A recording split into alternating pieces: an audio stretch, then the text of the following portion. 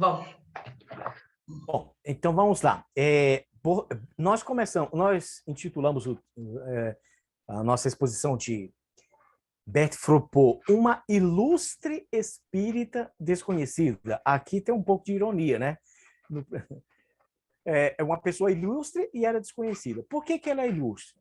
Né? É uma ilustre espírita. No conjunto geral, nós vamos descobrir que ela é realmente uma pessoa ilustre, no sentido de importante, e inclusive ela era muito famosa na época dela. Né?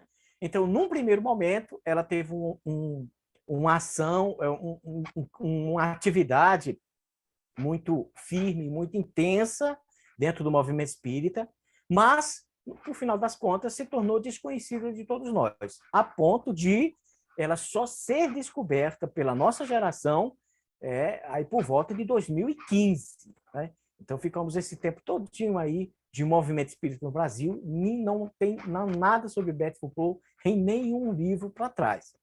Somente depois da descoberta desse livro que se conheceu a história dela. Mas vamos tomá-la, então, como uma pessoa muito importante para o movimento espírita, apesar de ter ficado desconhecida. Mas agora, felizmente, ela vai aparecer, né? Ou já está aparecendo. Bom, a sinopse dela é que a data é importante para a gente localizar o tempo, né, em que ela viveu. Ela nasceu em 1821, né?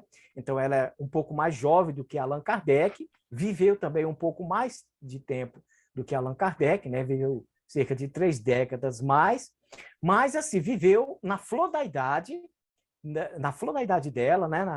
Na maturidade dela.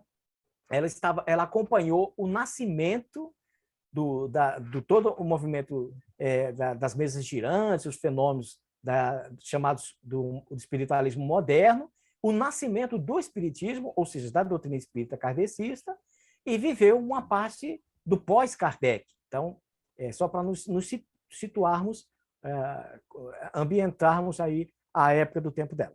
Então, foi uma grande ativista espírita, amiga íntima do casal Kardec, foi membro da Sociedade Parisiense de Estudos Espíritas, que é o centro espírita fundado por Allan Kardec, né? E ela foi cofundadora e, no caso, a primeira vice-presidente da União Espírita Francesa, isso depois da morte de Kardec, né?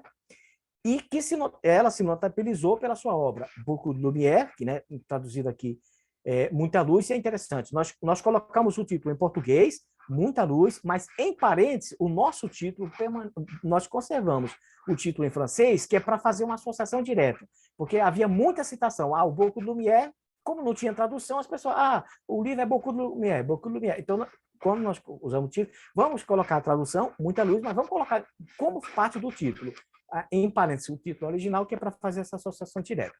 Então, através dessa obra, ela denunciou desvirtuamentos doutrinários dentro do movimento espírita, logo após a desencarnação do codificador do espiritismo. Essa é a sinopse. Né? Bom, aí nós podemos perguntar qual é a relevância do estudo da biografia de Bert Fropo. Primeiro, nós vamos ter um valor historiográfico, vamos aprender mais sobre o desenvolvimento da doutrina espírita. Eu acho muito importante sempre conhecer a história da doutrina, de uma doutrina, porque isso ajuda a fundamentar a própria doutrina. Você sabe de onde ela veio, não surgiu do nada.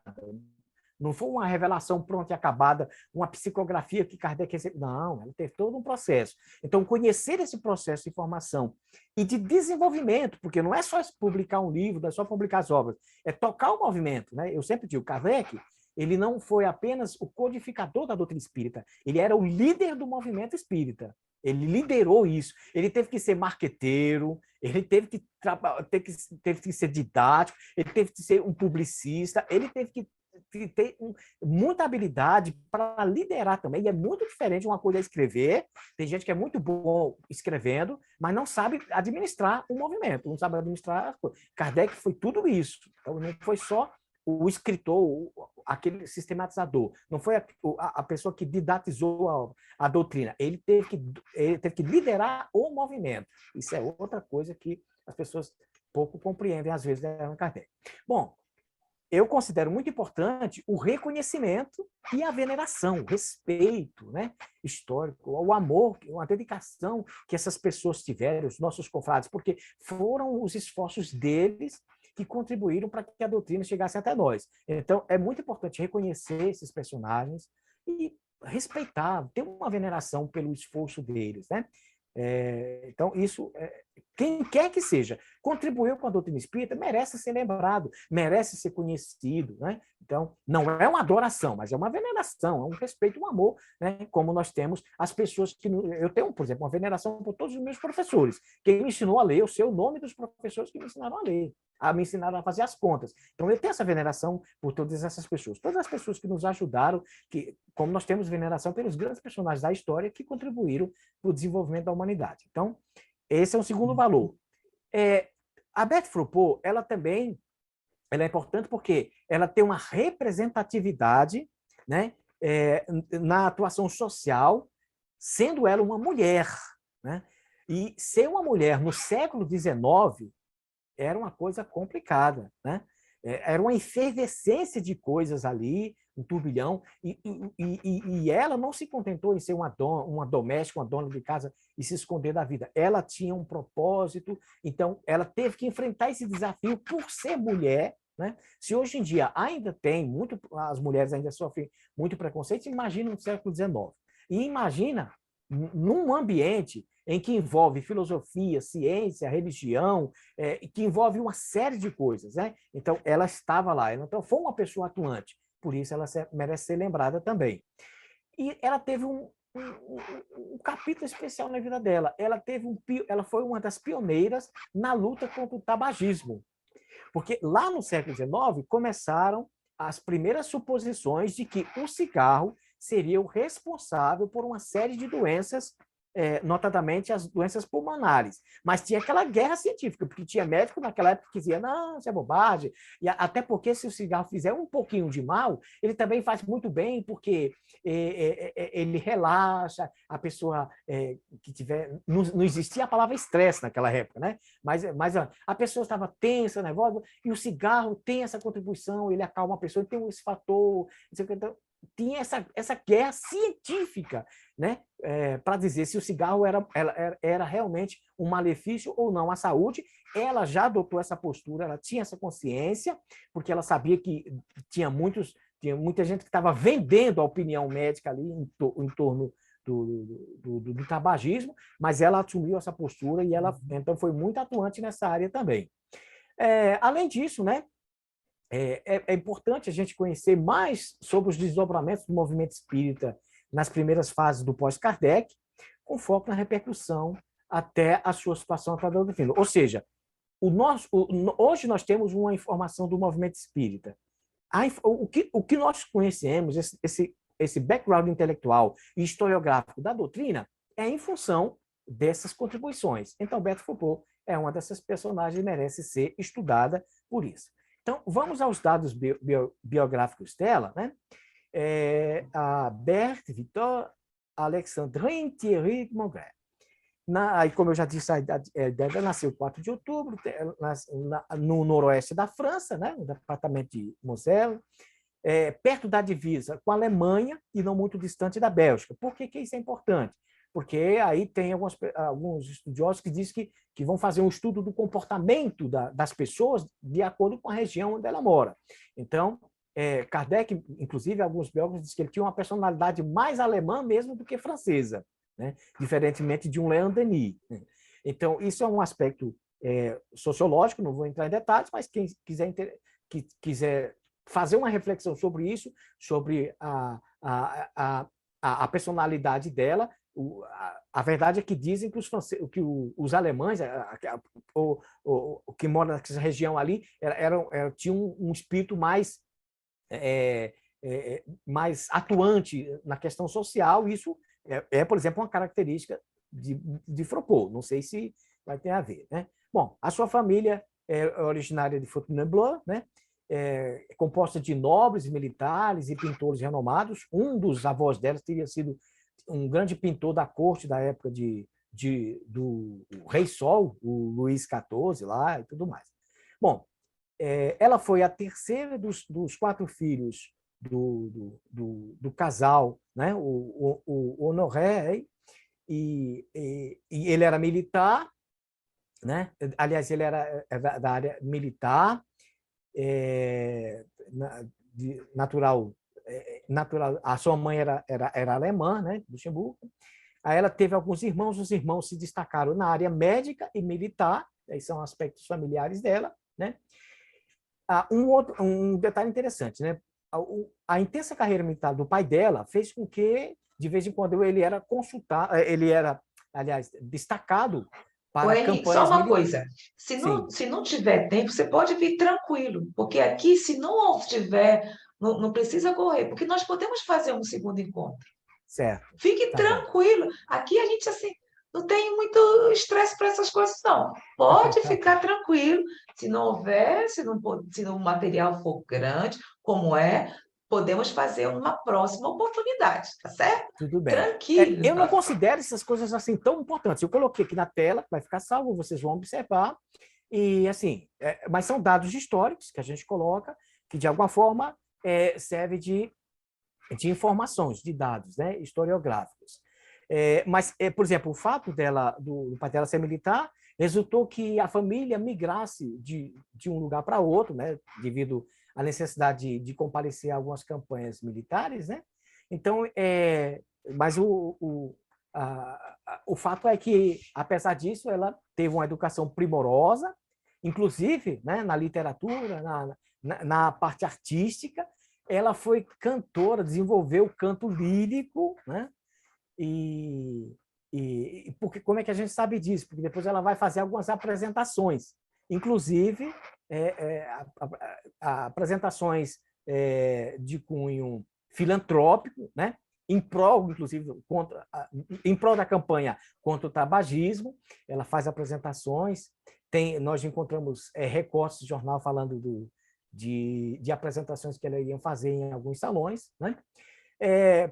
O que aconteceu depois? Por razões políticas, né? A França viveu um momento conturbado ali na década de 1830, né? Teve aí o golpe de Estado lá e tudo mais. O pai dela, que era de uma linha política mais conservadora, acabou tendo o seu benefício cortado, né? Foi perseguido politicamente pelo Louis Philippe, né? Chega a ser demitido do exército e aí a família passa por situação financeira complicada, né? Bom, resultando que ela vai para Paris, aí conhece lá o seu futuro noivo, né?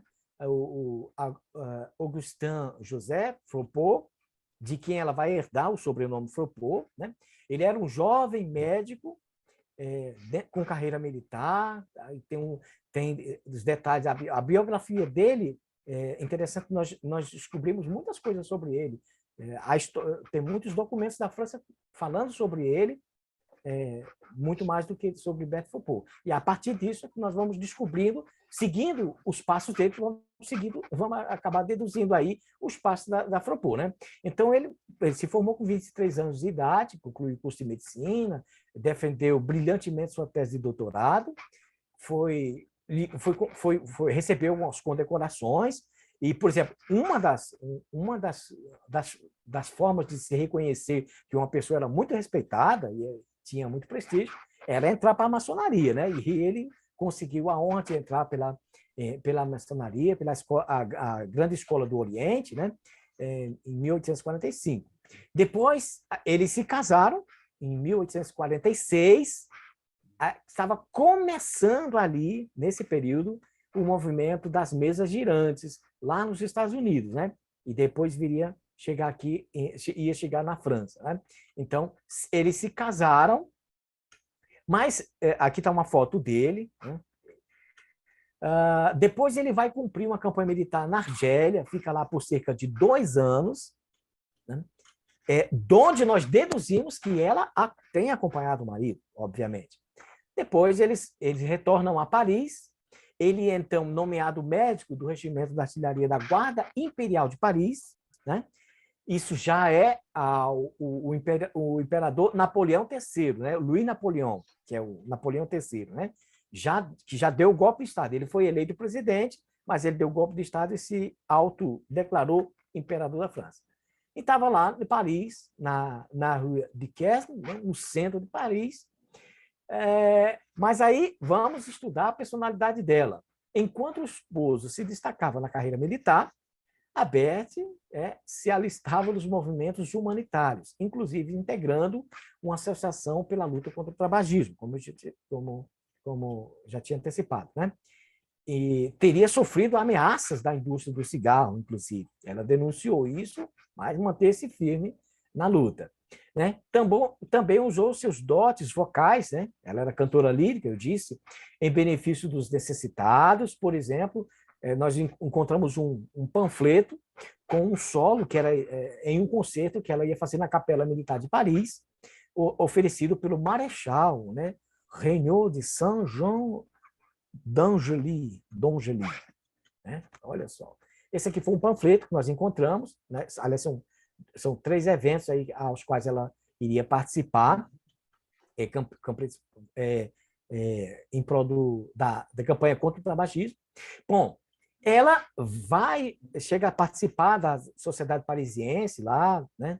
Junto com Kardec, se torna amiga do casal Kardec, né? Aí, finalmente, Kardec falece, né? E vem, um ano depois do falecimento de Kardec, vem a fatídica Guerra Franco-Prussiana, que foi um confronto bélico entre ingleses e germânicos, com um prejuízo terrível para a França, né? A França sofreu bastante, foi bem estragada ali, sofreu bastante. E o que aconteceu? Nessa época, o Augustin Froupot, o marido dela, né? Ele é nomeado médico-chefe do Hospital Militar de Versailles, em 71, bem exatamente, né? No período da guerra, ele atendia ali os militares, né? E também ele foi destacado para atender os prisioneiros da Comuna Francesa. E por conta de sua sua gentileza, né? Ele foi condecorado com honra, ele recebeu um reconhecimento, porque Henrique, desculpa, tem alguém, o Vanderlei quer fazer uma pergunta. Pois não. Pois não, Vanderlei? Vanderlei, boa tarde para você, eu não sei onde você está, no mundo. Em que parte do mundo você está? Vanderlei, você levantou a mãozinha para fazer uma pergunta. Estamos aqui, à sua disposição. O Vanderlei, para quem não conhece, é um grande irmão nosso de caminhada. É o diretor do site Autores Espíritas Clássicos. O Rogério citou tá. Ele levantou a mãozinha. Quando se levanta a talvez mãozinha tenha sido aqui... por engano. Ele deve ter clicado ali sem querer. Clicou sem querer ali. Não. Então tá. Desculpa, talvez, porque aqui quando a gente levanta a mãozinha é para fazer pergunta. Não, Marisa? Não. Levantou a mão é para pergunta. Bom, obrigada. Então, naquela confusão toda, ele atendia os militares, ele era médico, atendia os militares, ele era um militar, atendia os seus colegas militares, mas atendia também os prisioneiros dos militares, que eram os parisienses que haviam se rebelado contra os militares franceses, na tentativa de formar ali uma comunidade chamada Comuna de Paris. Ali criou-se uma divisão. Então, eram dois grupos de franceses, mas eles estavam numa rixa terrível. Então, a gente imagina um conflito, era como se fosse dois povos estranhos se degladiando, né? Embora ambos fossem franceses. Mas, então, ele é condecorado pela extrema gentileza com que ele tratou esses porque não era típico do século XIX, sobretudo homens, ser muito delicado com os outros. E ainda mais com adversários políticos. Aliás, adversários de guerra, né? Porque eles estavam em pé de guerra. O Augustin era um militar, né? Então, do outro lado, tinha as pessoas que estavam montando uma rebelião lá e era contra os militares e atirava para matar. Não tinha brincadeira. E ali, na prisão, essas pessoas foram tratadas com dignidade. É típico de um médico? Mas esse era o procedimento de todos os médicos, ou da classe médica daquela época? Não, não era. Tanto é que ele recebeu esse reconhecimento especial, né? Recebeu a Comando da Legião de Honra, que era a mais alta condecoração da época, né?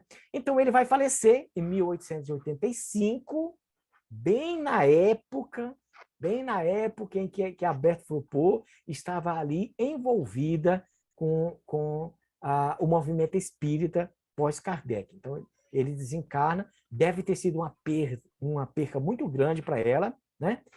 E ela passa a viver da sua pensão, da pensão militar dele. Então, problemas financeiros, provavelmente ela não teve, né?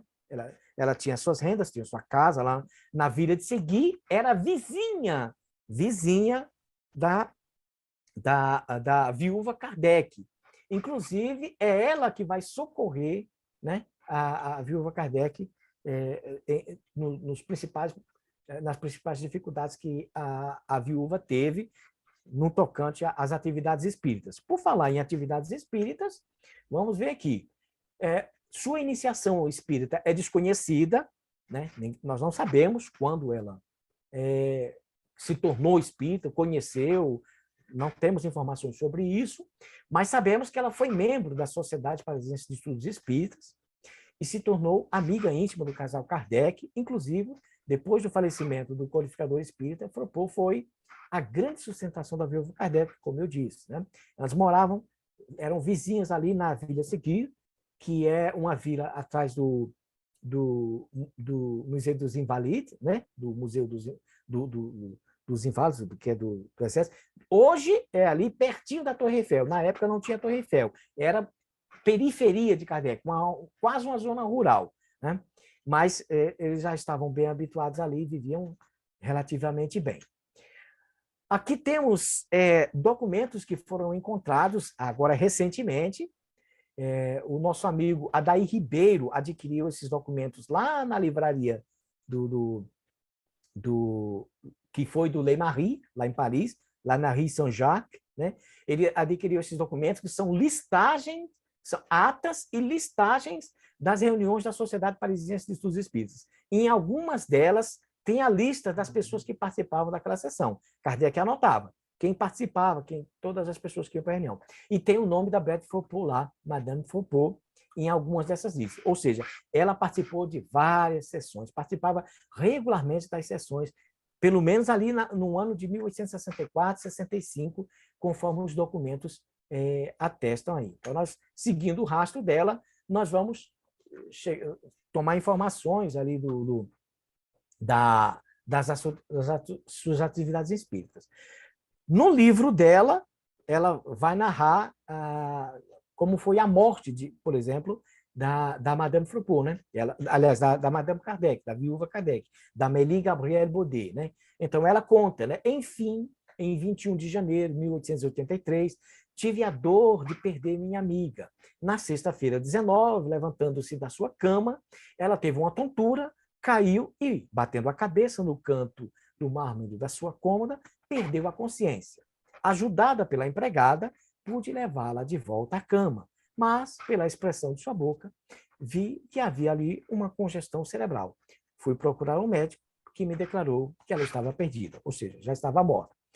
Por essa declaração aqui, dá para sentir a intimidade que ela tinha com a casa dos Kardec. Ela entrava na casa, entrava e saía como uma pessoa de casa, né? Lidava ali com a senhora Kardec como uma pessoa muito próxima, né? E ela mostra a dor, o pesar de ter perdido a amiga, ela declara isso. Então, todos esses elementos, né? Porque para você fazer a historiografia, a história não é contada, aconteceu assim, não. Você pega os documentos e vai somando as peças, vai fazendo as deduções e vai criando, então, o enredo, né? Então, esse aqui é uma declaração importante, porque a gente vê a intimidade da Berthe Foucault com Desculpa, você falou do senhor Adair Ribeiro, os documentos que ele conseguiu na livraria na livraria é referente a Foucault ou outra ou um todo? É isso que eu não entendi direito, porque está assim, Tá, Você eu fala vou muito explicar. rápido e às vezes eu não consigo. Tá. Então, vamos lá. O, o Kardec, como se sabe, ele tava preparando, inclusive para ser ali na Vila de Segui, ele tinha um terreno enorme lá, ele pretendia construir ali uma espécie de quartel-general espírita, onde ia ter um salão de reuniões da Sociedade Parisiense, ele pretendia construir até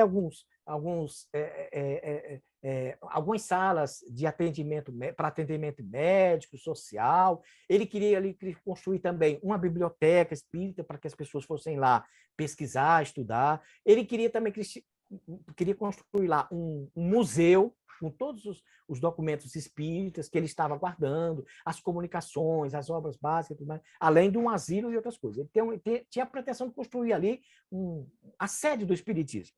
Então, ele foi guardando ali os documentos, as anotações deles, as psicografias que ele recebia, as atas da Sociedade Parisiense Espírita, as cartas, porque quando ele recebia as cartas, né, as pessoas escreviam para ele, e ele respondia, ele guardava uma cópia, inclusive, da resposta dele. Então, ele recebia uma carta, ele guardava uma cópia do que ele respondia a pessoa, guardava uma cópia, e ia arquivando esses documentos. Quando as pessoas mandavam para ele, Kardec, eu recebi uma mensagem de São Luís em tal lugar, mandava uma cópia para ele, ele arquivava, ele fazia as anotações, olha, isso aqui aí ele ia fazer anotando. Por exemplo, quando ele estava preparando para escrever um livro, né? Por exemplo, quando ele estava se preparando para escrever O Céu e o Inferno, né? Ele já tinha escrito o Evangelho segundo o Espiritismo, já tinha escrito o Livro dos Médiuns, ele já tinha escrito o Livro dos Espíritos. Mas nós vamos lembrar que ao longo do tempo ele vai também fazendo a revisão dessas outras obras, ao passo que ia preparando as outras. Então ele ia anotando, isso aqui ele pegava uma comunicação e falava assim, isso aqui possivelmente para revisão do livro do Evangelho segundo o Espiritismo. Isso aqui vai para a Revista Espírita. Isso aqui vai para... Ele ia preparando. Isso aqui vai para a obra nova. Então, ele tinha uma série de documentos e ele foi arquivando isso. Depois que ele faleceu, Madame Fropo entregou esses documentos à associação que ela criou, que ela deu o nome de Sociedade Anônima para a Continuação das Obras Espíritas de Allan Kardec. Ao longo do tempo, foi mudando o nome. Porque essa associação foi necessária ser criada, porque como ela ia destinar as obras de Allan Kardec materialmente, ou seja, os direitos autorais, ela não poderia fazer isso para a Sociedade Parisiense, porque a Sociedade Parisiense tinha a documentação que ela tinha não permitia ela receber dinheiro, acumular dinheiro. Ela precisava criar, entre aspas, uma empresa mesmo. Então, ela precisou criar uma associação anônima financeira mesmo. Aí ela criou essa outra associação, depois da morte de Kardec, que foi a Associação Anônima. Vamos simplificar, então, por Associação Anônima, que é a entidade que ia receber, inclusive, a herança de Kardec e da própria Amélie, assim como os documentos, os direitos da Revista Espírita e etc. Então, ela criou todos esses documentos. Esse documento foi criado, foi entregue ali. Depois a gente sabe que quem tomou conta lá na frente, né? Primeiro foi o Delian, depois veio o Leymarie, depois veio o filho do Leymarie, aliás, depois veio a mulher do Leymarie, depois veio o filho do Leymarie. Então, finalmente, esses documentos ali que Kardec tinha guardado, essa grande montoeira de documentos, esse grande acervo espírita, o que aconteceu? Parte deles, em um determinado momento, começou a ser vendido, depois da morte, depois da morte de Leymarie. O Leymarie não vendeu esses documentos, mas provavelmente a mulher dele não. Nós vamos descobrir que o filho do Leymarie, o Paul Leymarie, começa a vender parte dessas obras, supostamente porque havia uma perseguição lá, tem toda uma história, né? Mas o fato é que é o seguinte, a família Leymarie montou uma livraria que existe até hoje com o nome Livraria Leymarie. E eles começaram a vender esses acervos de Allan Kardec. Grande parte desses acervos veio parar aqui no Brasil ainda no século passado. Teve um brasileiro, um paulista aqui chamado Canuto Abreu, ele foi na França e comprou uma grande parte. Ou ele comprou, ou ele ganhou. O fato é que ele trouxe um grande acervo, uma grande parte desse acervo que era de Allan Kardec. Ele trouxe manuscritos, ele trouxe cartas, ele trouxe anotações do próprio Allan Kardec, que hoje está na mão de uma entidade chamada aqui Casas André Luiz, né? A FEAL, Fundação Espírita André Luiz, cuja direção hoje está na mão do Paulo Henrique Figueiredo, e é uma pena que esses documentos não estejam sendo publicados não é do numa SEDOC, velocidade que né, a gente Marisa? esperava. Hã? É do SEDOC, não é? SEDOC. Sim, o SEDOC é um departamento dentro da FEAL.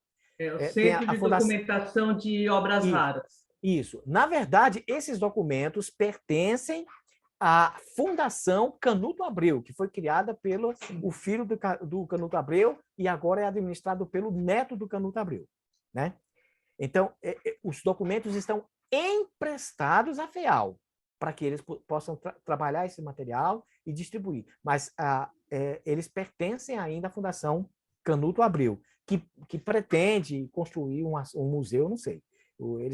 Nem eles sabem direito. Mas o fato é que parte desse arquivo foi parar na FEAL. Uma segunda parte acabou sendo vendido, né? Começaram a vender. Então espalhou, se perdeu. Dessas partes que foram vendidas, algumas foram parar nas mãos do João Meyer. Aliás, o João Meyer comprou esse material. Quem foi João Meyer? João Meyer era um rico suíço que foi para a França, se tornou espírita e foi para a França. E ele gastou quase a herança dele todinho, todo o dinheiro que ele tinha, ele era muito rico. Ele gastou todo esse dinheiro dele, praticamente todo o dinheiro dele, investindo no movimento espírita. Foi um grande mecenas do espiritismo.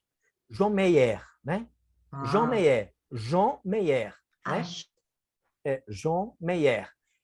Então, ele comprou os direitos da revista espírita do filho do Le Barry, por exemplo, comprou parte do material, montou a famosa Maison des Espírites, né? A Casa dos Espíritas, né? A Mansão dos Espíritas, né? Lá na Rua Copernic, em Paris. Então, investiu em uma campanha de palestras, de livros, montou uma editora, distribuiu a revista espírita de graça, começou a distribuir.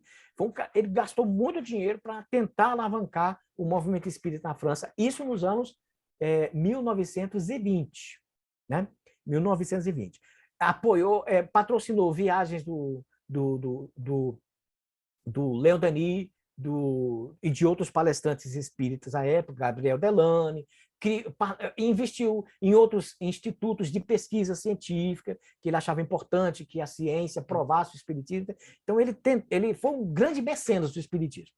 Então, parte desse material ele comprou do Le Barry, do filho do Le Barry, e acabou indo parar lá no sul da França, pelo Forestier, que foi o seu sucessor, e esse material hoje acabou indo parar nas mãos do Charles Kemp, que está fazendo um trabalho sensacional, recuperando esses documentos e divulgando também, junto com a FEAL, no portal da Universidade Federal de Juiz de Fora, né, que criaram o projeto Allan Kardec. E a terceira grande parte desses documentos, desse acervo, foi comprada por um cara sensacional, que é o Adair Ribeiro, que eu considero um grande mecenas espírita. Ele comprou grande parte desse material, correu atrás, foi na França e trouxe grande parte desse material para o Brasil. Então, todo esse material do John Marie, não sei como é que ele se chama, eu não sei em francês. Sandro, escreve aí, por favor, em francês. João Meyer? João Meyer. O do João Meyer foi parar no Adair Ribeiro se juntaram com que eles também, com que o Charles tem. Então, primeiro, o material do João Meyer foi parar no seu sucessor, levou... Na época que o João Meyer faleceu, quem assumiu os trabalhos do João Meyer foi o Forestier. Aí veio a perseguição dos nazistas. E eles chegaram até a invadir a Maison des Espírites, lá na França, que era onde esse material estava guardado. Só que antes que os nazistas chegassem lá, parte desse material foi levada às escondidas para o sul da França, que hoje está na mão, que felizmente chegou às mãos do Charles Kemp. Essa é uma parte. A segunda parte, como eu disse, antes até mesmo do João Meyer, foi o Canuto Abreu trouxe para o Brasil. E a terceira parte, que sobrou, que estava lá ainda na Bíblia, estava lá na livraria Ley-Marie, que foi de onde o Adair Ribeiro comprou esse material. Esse material estava jogado às traças lá. Então, quando eu estive na França em 2017, infelizmente eu não tive a sorte de encontrar nenhum dia essa loja aberta. Eu fui várias vezes lá, estava fechada. E até o pessoal me fala, o administrador dessa loja aí, de vez em quando vem aí, não é sempre não. É uma livraria que fica ali na rua, que vai para Sorbonne, na Rue Saint-Jacques, né? Não fica distante ali da Notre-Dame, do centro de Paris. Na direção, a Rue Saint-Jacques vai direto para Sorbonne, a universidade. Então, lá tem essa biblioteca, inclusive essa livraria, né? essa livraria, tem uma placa lá indicando que é uma livraria de esoterismo, de ocultismo. E eles vendem lá livros de tudo, de tudo quanto é espiritualismo, né? E esses materiais, na verdade, estavam jogados no porão dessa loja. Então, por insistência, até do Charles Kemp, inclusive, que foi lá também, pediu para que o dono dessa loja desse uma vasculhada para ver o que ele ainda tinha de Allan Kardec. E nem ele sabia disso, material. Esse material estava escondido lá nas caixas, lá no porão. E ele achava que era papel velho. E aí foi que ele achou esse material e resolveu vender. E a Adair conseguiu comprar. O Charles sempre pegou uma parte ainda desse material, mas hoje o Adair pegou esse material e está disponibilizando isso livremente para todo mundo. E é um cara sensacional. É uma dessas pessoas que o Espiritismo me presenteou, uma amizade especial. E aí ele começou a trabalhar. Junto com ele, outros grandes amigos, que eu também tenho a honra de dizer que são meus amigos, o Carlos Sete Bastos e a Luciana Farias. Esses três se juntaram porque eles foram convidados a colaborar lá no material da FEAL, e eles se encontraram lá e fizeram... se tornaram amigos, e então eles começaram a se debruçar sobre esses materiais. Então, essa é a origem desses documentos de Allan Kardec. Agora, no meio disso tudo, vários se perderam, com certeza. Inclusive, por exemplo, os originais dos livros, né, de Kardec, né, porque ele tinha que escrever à mão para mandar para a gráfica, etc, etc. Mas eles conseguiram grande parte desses materiais. Né? Satisfeita sobre a origem desses documentos? Estou indo, porque é bom que seja esclarecido, porque estamos Sim. falando muito sobre o Canuto Abreu. Eu vi também no site que os clássicos que eu não vi, eles têm lá esclarecendo sobre alguns documentos. Então, eu não entendia como tudo isso foi parar na mão das pessoas assim, entendeu? Porque, inclusive, eu não... Aí, hoje, felizmente, o que aconteceu? A FEAL pegou esse material do Canuto Abreu e começou a fazer uma certa divulgação, mas não estava andando. O Adair tinha o material dele, o Charles Kemp tinha o material dele, cada um estava publicando.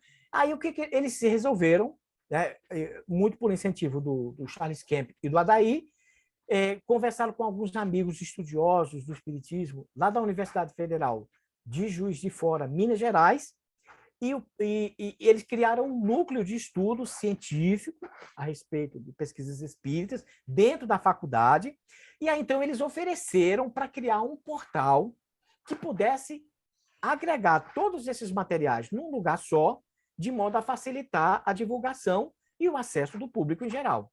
E hoje nós temos então o chamado Projeto Allan Kardec, da Universidade Federal de Juiz de Fora. Então, o Adair, ele pega o material dele, aí ele faz a transcrição, ele faz a tradução, não ele, eu estou falando, ele tem uns amigos que contribuem, na medida do possível, várias pessoas vão ajudando, então ele pega o material, traduz, copia, faz as pesquisas, faz a contextualização, manda lá para a universidade e eles publicam. A mesma forma, o Charles Kemp está fazendo com o material dele, que ele tem lá. É muita coisa ainda, não deu tempo ainda traduzir, transcrever tudo. É um trabalho complicado, porque alguns textos aí é de difícil leitura, né? É um texto de quase 2 Porque o séculos, Charles né? escaneou, não é isso? Os documentos? Sim, mas aí você tem que fazer a transcrição. Primeiro você tem que decifrar o que está escrito. Está escrito em manuscrito, né? É uma coisa complicada. Kardec, ele não tem uma letra muito bonitinha, não. Ele tinha que escrever rápido, né? É a característica de quem escreve rápido. Ele tinha que não dava tempo de ficar desenhando a letra, não. Então, algumas coisas ele abreviava. Então, tem toda uma ciência para decifrar Allan Kardec. Além por quê? Porque ele ia fazendo as chamadas metadatas, ele ia fazendo as anotações. Ele pegava uma comunicação e ele ia escrevendo, fazendo associação. Isso aqui vai para cá, isso aqui vai para lá, isso aqui se relaciona com isso. E ele criou uma série de códigos ali e que agora estão sendo decifrados. Então, tem toda uma problemática. Primeiro, você decifrar o que está escrito, né? Transcrever, aí depois você vai traduzir, aí tem que contextualizar, porque algumas coisas que Kardec fala da época precisa ser contextualizado. Porque, por exemplo, quando ele fala ciência, na época de Kardec, ciência era uma coisa. Hoje, ciência é outra. Então, quando a gente vai traduzir Kardec, as pessoas dizem, mas Kardec falou que o espiritismo é uma ciência. Então o espiritismo é tipo astrologia, astronomia, é tipo matemática? Não. Ciência, na época de Allan Kardec, significava puramente conhecimento. Tanto é que ele vai chamar frenologia de ciência. Nunca foi ciência. Ele vai chamar astrologia de ciência, no sentido de conhecimento, né? Então, tem toda uma contextualização que você precisa fazer em torno disso. Não é fácil. Lidar com história não é fácil. Mas nós todos estamos aprendendo a lidar com isso. Isso que é gostoso, né? Nós estamos, não tem nada perfeito, a gente erra muito, mas estamos aprendendo, todo mundo está aprendendo. Desde que você tenha a mente aberta para continuar aprendendo, se for preciso rever seus conceitos, né? Porque a gente faz uma suposição, a gente entra, pega um documento, faz uma suposição, depois vem um outro documento, desmente aquela sua primeira suposição, te força a pensar diferente sobre... E é assim que a gente vai crescendo e vai evoluindo, não é? Pronto? Obrigada. A Marisa está fazendo uma pergunta, quer fazer uma pergunta? Pois não. Na realidade, é mais uma colocação, né? Que a FEAL, através do CEDOR, está fazendo também um processo maravilhoso de tratamento de todos esses documentos, né? Esses documentos precisam ser, primeiro, né, os de Canuto, inclusive, criteriosamente analisados, tratados, está sendo tratado, claro, todo com uma ambientação, contextualização, inclusive de temperatura, tudo aquilo que a gente sabe que a preservação dos documentos requer, né? Sim. E também em relação, né, à divulgação das cartas, o trabalho, como você bem disse, é muito criterioso, primeiro porque a letra de Kardec é uma letra difícil, que mesmo quem sabe o francês, quem lê francês, quem escreve, até nós identificarmos o S de Kardec, o R de Kardec, o S às vezes parece S, mas não é S, enfim. E além disso, né, além da transcrição, a tradução deve ser absolutamente fidedigna. Por quê? Nós não podemos cair num anacronismo.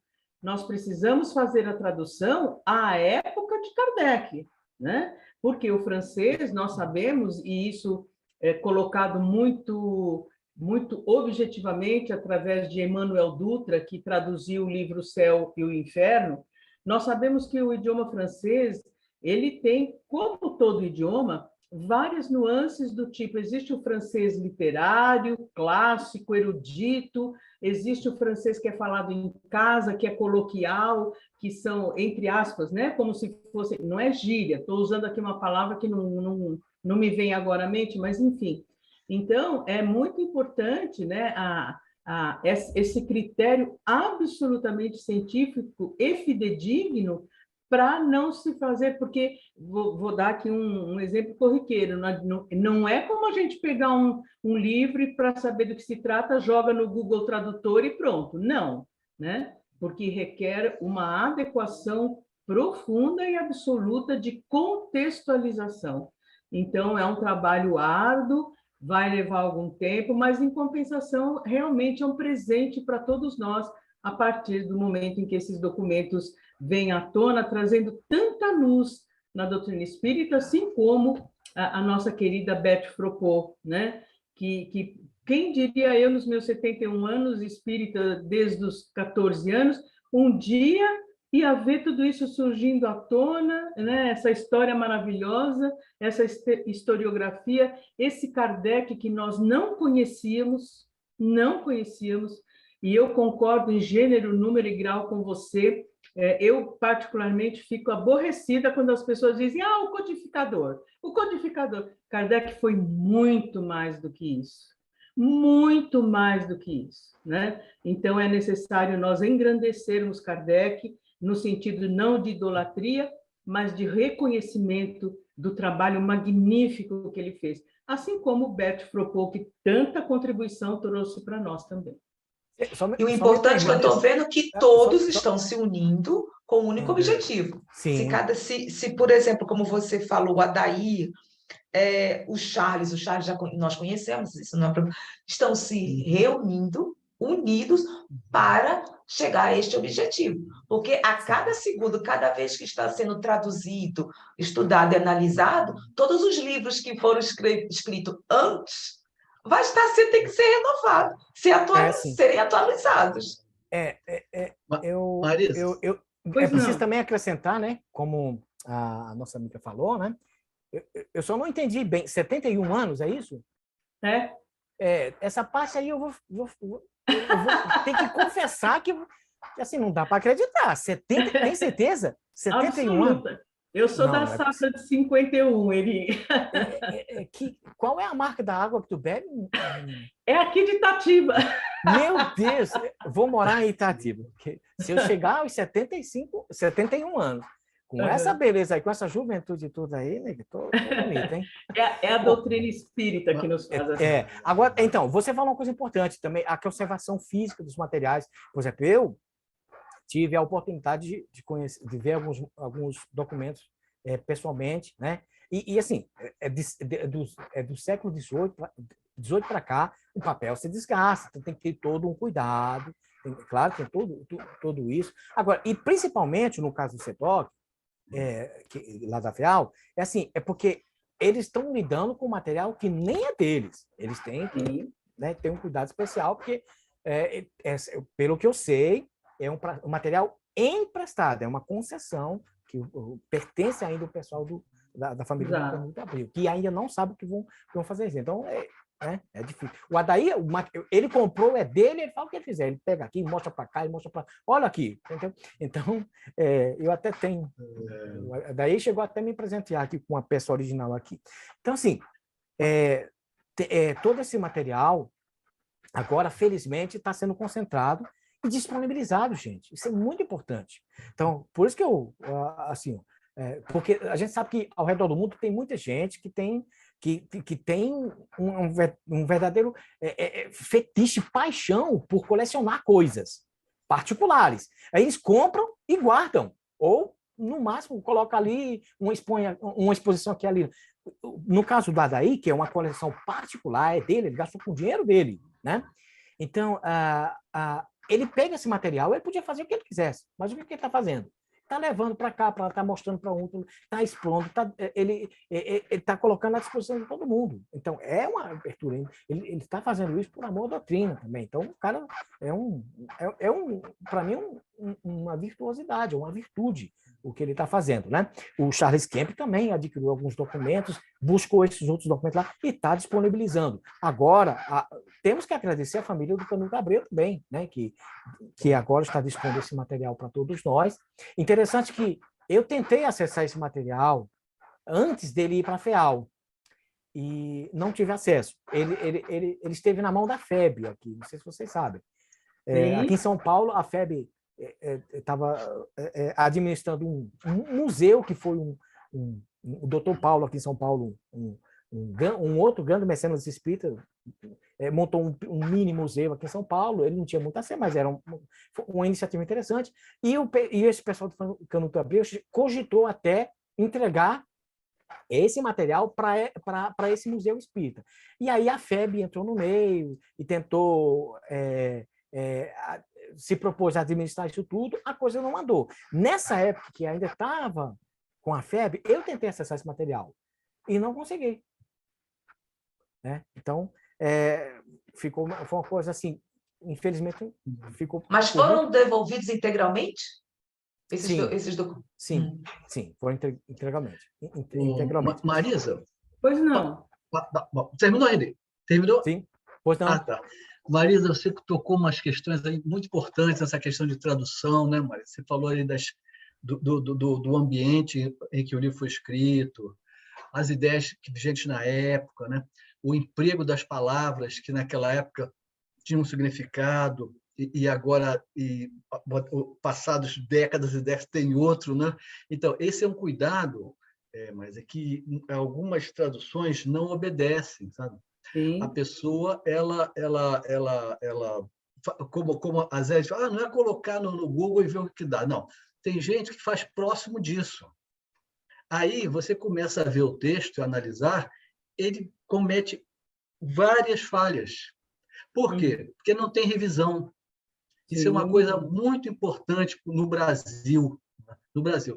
E a gente observa que nessa ânsia de apresentar novidades para o movimento, as pessoas querem ser as primeiras a fazer a tradução. E aí comete uma série de equívocos, porque não tem revisão do texto. Para a gente ter uma ideia, Marisa, você estudou francês, você falou, não é? E os outros também. Vocês, quando pegarem uma tradução, eu não sei se vocês leem as obras de Kardec no original, né? Sim. Ou se vocês leem no original? Então tá bom. Sandro, você está lendo no original também? Eu uso os dois. Eu leio, leio em português e depois leio em francês para ver se coincide. Exatamente. Até porque, né, Rogério, muitas vezes nós vamos encontrar uma tradução e quando bate esquisito no nosso coração, não, Kardec não deve ter escrito isso. A gente vai no original. A gente vai. Sim. Pois é, mas a gente tem que ter esse cuidado, sabe? Eu falo para vocês que até as traduções da FEB têm erros. Sim. Da FEB. Sim. Né? Rogério, eu vou contar uma coisa para você, para todos, né? Mas assim, recentemente eu fiz um trabalho em que eu comparei uma edição de um determinado livro no francês original com 2 traduções e eu quase caí de costa das barbaridades que tinham na realidade nós vamos encontrar várias coisas, entre elas viés de raciocínio tendencioso, querendo fazer valer determinada vertente aí, né? Vou dizer. De entendimento pessoal da pessoa. Exato. E isso é terrível, porque tem que ser imparcial, tem que ser a doutrina espírita tem que ser mantida na sua fidedignidade, né? Isso. E às vezes encontramos, eu cheguei a achar erros grosseiros, né? De física traduzido por psicologia, embora as 2 palavras sejam parecidas, né? Então é terrível. Os advérbios também, mas os advérbios, eles erram os advérbios. E aí o que acontece? Olha que coisa interessante, né? Vocês estão estudando, a gente divide isso com vocês, não é? A gente já assistiu discussões intermináveis sobre o que Kardec escreveu, porque estão pegando uma tradução. Aí o tradutor botou um advérbio errado. Frequentemente, ele botou às vezes. Aí o grupo quer explicar esse às vezes em função do que ele conhece. E aí inventa uma explicação que não existe por conta de uma tradução errada e ficam ali discutindo, chegam a uma conclusão errada. Por quê? Porque já que está escrito assim, tem que ser assim. Então, eu tenho que encontrar uma explicação para isso. Claro. Mas não, o tradutor errou. Nossa, pelo menos pelo que eu estou vendo, no futuro vamos ter que ter em francês e em português.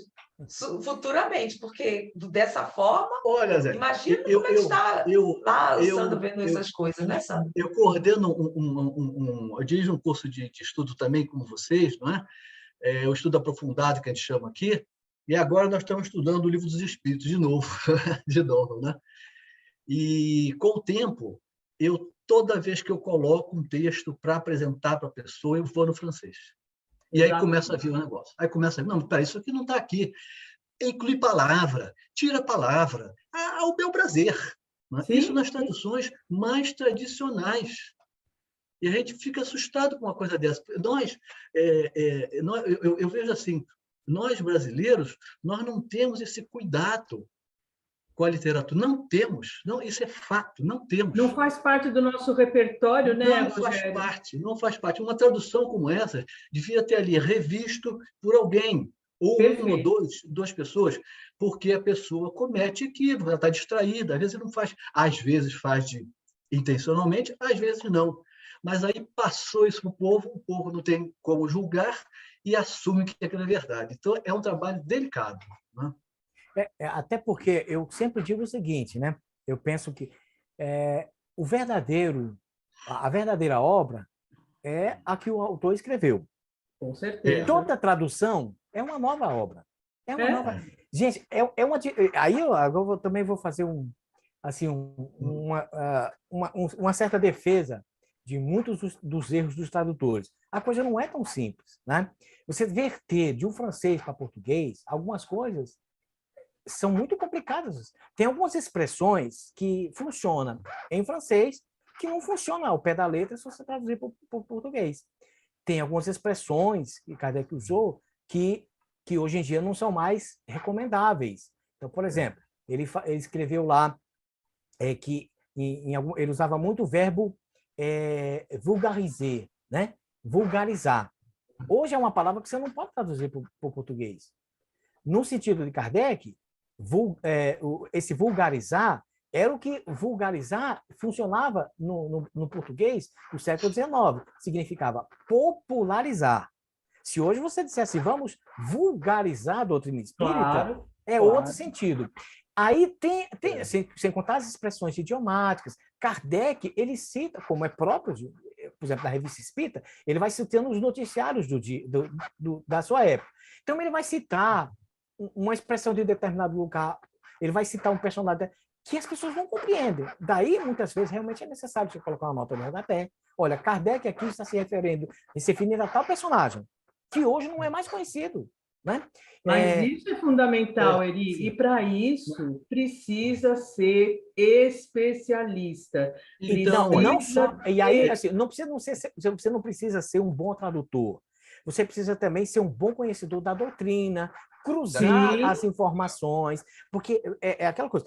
Por exemplo, eu faço traduções das obras de Kardec, e porque eu me atrevo a isso, eu digo, é um atrevimento, mas eu tenho um certo conhecimento da doutrina, né?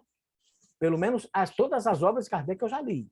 Então, eu posso fazer um cruzamento de uma informação com outra. Se eu contrato, por isso que a FEAL, por exemplo, não pode, nem o Adair, nem o Charles Quer, pode contratar simplesmente um tradutor qualquer de francês para inglês. É a mesma coisa, por exemplo, se você vai traduzir uma obra de cunho científico, você vai procurar um tradutor que seja especializado nessa área de ciência, porque ele entende aqueles verbetes, aquele jargão, aquele vocabulário próprio daquela coisa. Então, é toda uma complexidade. Não é fácil. Além do que, nós estamos tratando de uma doutrina extremamente complexa. Exatamente. Nós estamos falando de coisa de outro mundo. É muito acima de nós. Então, por exemplo, eu me incomodo muito, por exemplo, hoje em dia aqui no Brasil, eu já entrei em vários debates com pessoas sobre isso, assim, tem muita gente dizendo que é o que não é. O espiritismo é isso. A verdade, finalmente, a verdade é essa. Gente, não é tão simples assim. Nem Kardec dizia que era simples. Eu até brinco, eu digo assim, o espiritismo é simples, mas é complexo. Ou seja, quando você entende, passa a ser simples.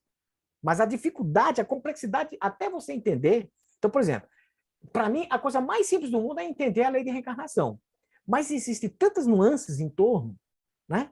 Que para eu chegar à simplicidade de compreender, eu vou precisar passar por uma complexidade de estudos no entorno da reencarnação, para eu entender o que é a justiça da reencarnação, a utilidade da reencarnação. Não basta eu simplesmente saber, ó, você nasce aqui, morre e vai renascer. Não é simples assim. É simples depois que você entende tudo. Mas são tantas coisas que é o que eu digo. Aí, por você vai fazer um trabalho de tradução, né? É claro, eu acho até as pessoas exageram muito nas estatísticas.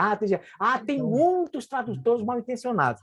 Eu até acredito que possa haver, mas eu acho que são muito poucos. A maioria, a grande maioria, é pessoas que talvez não tiveram o material adequado, porque até pouco tempo atrás, hoje é fácil, né? Você vai lá na Gallicá, está a obra de Kardec todinha lá. E ali é fidedigno, porque ali é um depósito legal, foi feito, é registrado. Mas antigamente a gente tinha que fazer tradução de terceirizado, então não era fácil. Então, assim... Eu vejo assim, além disso, né, não é foco aqui hoje, mas é só para pontuar, eu vejo um agravante maior ainda. É o dogmatismo religioso que nos acompanhou durante anos na doutrina Não espírita. só religioso, mas tem o dogmatismo científico também, tem o dogmatismo filosófico. Sabe? Então, isso. Essa é outra briga boa, né? Porque, por exemplo, tem assim, gente que tem uma dificuldade de compreender, tem gente que tem dificuldade de compreender o termo ciência de Kardec. Não é a ciência de hoje, não é a ciência de hoje, é outro tipo de ciência. Então, por exemplo, aí é o que eu falei, a gente vai entrar numa complicação, vai desfocar a coisa. Mas, tá difícil? Sim, pois não. Se vocês acham que está difícil, então vamos fazer assim.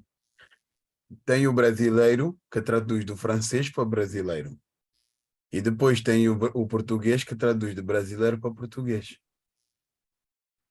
Estão a ver a confusão que está a dar.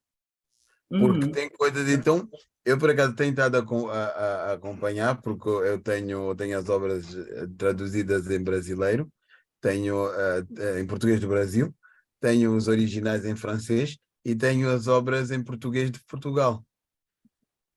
Então, porque às vezes não bate, as coisas não batem. E é verdade que nas traduções portuguesas, eu acho que a acentuação do dogmatismo religioso ainda mais como o sagrado, como a parte heterónima está tão vincada que é verdade que às vezes é muito mais fácil tirarmos diretamente do francês, pronto, acabou a conversa. Às vezes é verdade. Não, assim, ó, se você quer ler a obra verdadeira, leia o autor, né? Exato. Leia o autor. Agora, o problema é assim, né? Mas também a gente não podemos ser tão extremistas. É graças à existência da tradução que nós conseguimos ler. Porque imagina, se não existisse o tradutor, como é que nós chegaríamos hoje a ler Sócrates, Platão, Fenelon? Como é que nós iríamos Kardec, Shakespeare? Todo mundo teria que ser poliglota. Exato. Então, assim, é graças, com todos os erros, com todos os tropeços dos tradutores, mas é graças a isso que nós conseguimos acessar o conhecimento mundial. Porque é impossível você estudar tudo. A Bíblia chegou às mãos graças aos tradutores. A literatura médica de Galeno só chegou graças aos tradutores. A filosofia de Sócrates, Platão, né? Os termos da física de Newton é conhecido mundialmente porque é graças ao tradutor. Nós teríamos que ter estudado o inglês arcaico lá da época de Oxford, do século XVI, XVII, é complicado. Então, é graças a isso que nós temos. Então, por isso que eu digo, assim, existe uma condenação também exagerada, eu acredito, essa é a minha opinião. Então, assim, por isso que eu digo, eu continuo achando que é mínimo as pessoas que são mal intencionadas. Existe um grande... É claro que você também não vai absorver somente pela boa vontade, mas também temos que ver a complexidade das soluções, porque não é fácil. Não é fácil. Se você pegar... E assim, depois, assim, também não nos podemos esquecer que as obras que vieram já vieram não vieram mal traduzidas, já tinham sido adulteradas em francês. Então, a tradução que foi feita foi mediante isso. Portanto, é difícil. Como assim adulterado em francês? Como, por exemplo, Não entendi também não, adulterado em francês. Calma. Como, por exemplo, nós temos temos o Céu e o Inferno, que há a diferença entre a quarta e a quinta edição, antes e depois da morte de Allan Kardec. Ou seja, você vai citar o Céu e o Inferno e a Gênese, né? Exatamente. Aí eu vou pedir uma parte. Já veio Aí vai entrar outro departamento. Aí vai entrar em outro departamento. Não é isso. Nem estou nas alterações, só para dizer que, como elas já vieram adulteradas em francês, quando vieram para o Brasil, a tradução foi feita mediante o que eles tinham.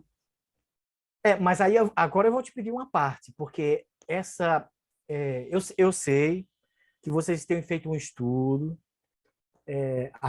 dentro desse segmento dessa tese de adulteração, que desenvolveu também uma outra tese de reinterpretação da doutrina espírita. Olha, cada um, mas eu digo para você que as pesquisas continuaram em relação a esse tema de adulteração e as evidências hoje são absolutamente convincentes, pelo menos para mim e para muita gente séria que tem estudado, e não se sustentam mais. Essa tese e essa teoria que foi desenvolvida em cima dele, de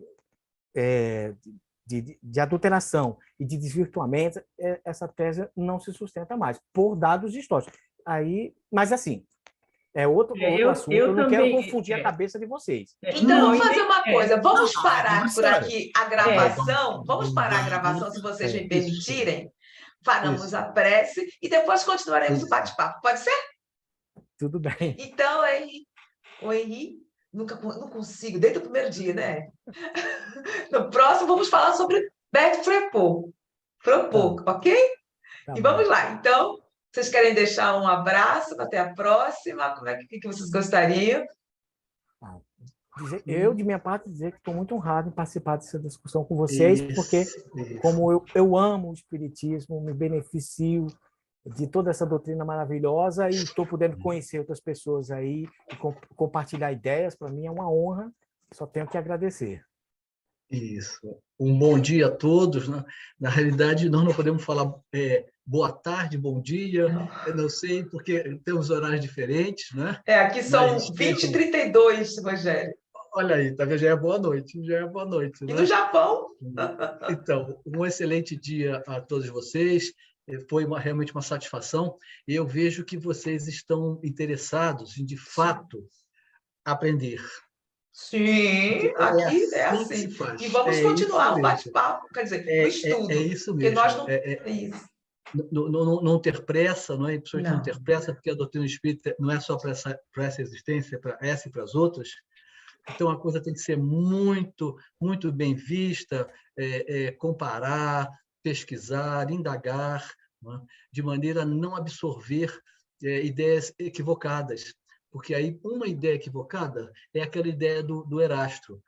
Do Erasto é melhor você rejeitar várias verdades do que uma mentira. Porque se construir um castelo em cima de uma mentira, aí a coisa complica. Eu acho que temos que ser flexíveis, olhar ambas as partes. Eu sou a favor da flexibilidade, sim, mas dos fatos. Vamos pegar os fatos e vamos analisar tudo. Isso, exatamente. Então, até a próxima, vocês, viu, meus queridos? Tchau. Tchau.